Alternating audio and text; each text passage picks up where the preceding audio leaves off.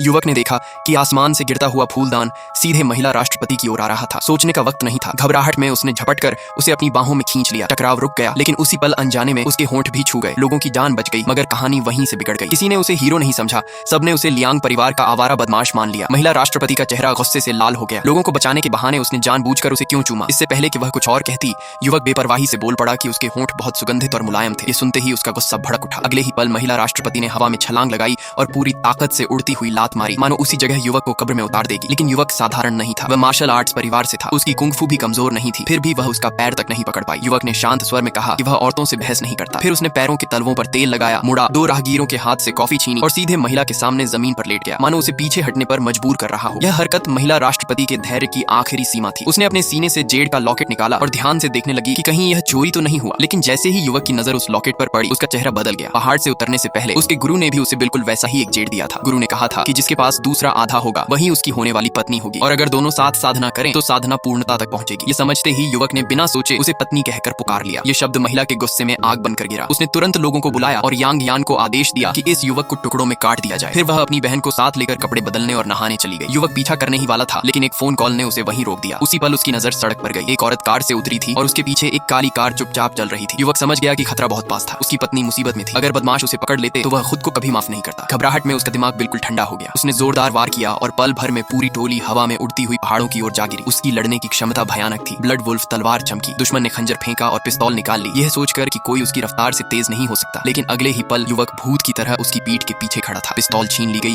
और एक झटके में वह कबाड़ बन चुकी थी। युवक ने ठंडे स्वर में कहा कि यह बेकार चीज किसी काम की नहीं है और आगे से आंखों के सामने मत आना। इसके बाद वह पलक झपकते ही गायब हो गया। दूसरी ओर महिला घर लौट आई, लेकिन उसका गुस्सा अब भी शांत नहीं हुआ था। यांग यान ने कसम खाई कि वह खुद उस युवक के 8 टुकड़े